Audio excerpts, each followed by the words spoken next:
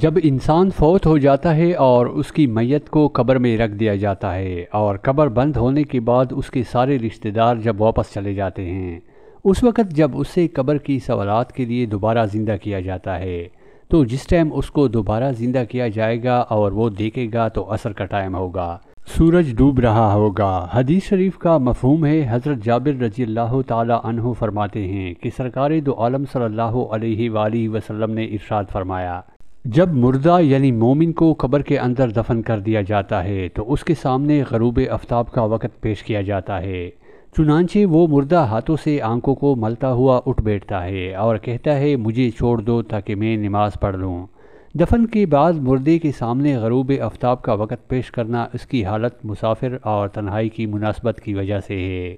چنانچہ جب کوئی مسافر کسی شہر میں شام کو پہنچتا ہے تو وہ حیرانی و پریشانی کے عالم میں چاروں طرف دیکھتا ہے کہ کہاں جاؤں اور کیا کروں۔ حضرت علی رضی اللہ تعالی عنہ کی خدمت میں ایک شخص حاضر ہوا اور پوچھنے لگا کہ اے امام علی، قبر میں انسان کی پہلی رات کیسے گزرتی ہے؟ تو حضرت علی رضی اللہ تعالی عنہ نے فرمایا کہ میں نے اللہ کے رسول سے سنا کہ انسان کی سب سے مشکل رات قبر کی پہلی رات ہوتی ہے، جب دوسرے انسان، اس کے دوست، عزیز و اقارب رشتہ دار اسے دفنا کر چھوڑ کر چلے جاتے ہیں تو وہ انسان روتا رہتا ہے اور کہتا ہے کہ مجھے چھوڑ کر نہ جاؤ، لیکن افسوس اس کی آواز کوئی نہیں سنتا۔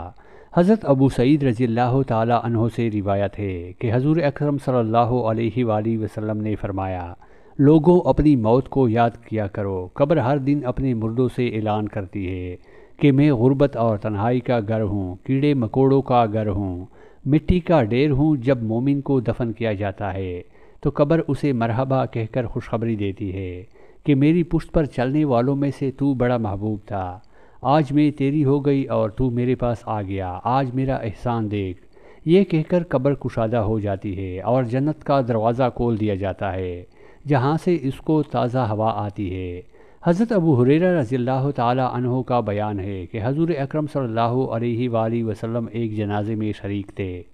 اور میں بھی آپ کے ہمراہ تھا۔ آپ ایک قبر پر بیٹھ گئے اور فرمایا کہ یہ قبر ہر روز با آواز بلند کہتی ہے کہ آدم کی اولاد، تو مجھے بھول گیا، کیا تجھے یہ معلوم نہیں کہ میں تنہائی کا گھر، غربت کا گھر، وحشت کا گھر اور کیڑے مکوڑوں کا گھر ہوں؟ مگر اللہ تعالیٰ جس کے لیے کشادگی کا حکم فرمائے گا اس کے لیے کشادہ ہو جاؤں گی۔ اس کے بعد آپ نے فرمایا، اے قبر، تو یا تو جنت کا چمن ہے یا تو پھر آگ کا ایک تندور ہے۔ حضور اکرم نے فرمایا، مردے سے اس کی قبر کہتی ہے کہ اے ابن آدم، تیری ہلاکت ہو، تو نے میری تنگی، بدبو اور کیڑے مکوڑوں کا خوف نہیں کیا، اس لیے تو نے ان چیزوں سے بچنے کے لیے تیاری نہ کی۔ بدعمال مردے سے قبر کہتی ہے کہ تو نے میری طریقی، میری وحشت، میری تنہائی اور تنگی، میرا غم تجھے یاد نہیں رہا۔ اس کے بعد قبر اس کو جکڑ دیتی ہے اور فرشتے اس کو ہتھوڑوں سے ایسے مارتے ہیں کہ اس کی پسلیاں ادھر کی ادھر ہو جاتی ہیں، اور پھر دوزخ کی کھڑکی اس پر کھول دی جاتی ہے اور وہ مردہ حشر تک اس عذاب میں مبتلا رہتا ہے۔ مرنے کے بعد ہر مردے کو صبح اور شام اس کا ٹھکانہ دکھایا جاتا ہے۔ فرشتے جنتی کو جنت دکھا کر خوشخبری دیتے ہیں اور دوزخی کو دوزخ دکھا کر اس کی حسرت اڑاتے ہیں۔ اللہ تعالیٰ سے دعا ہے کہ ہم سب کو مرنے سے پہلے مرنے کی تیاری کرنے کی توفیق عطا فرمائے، آمین۔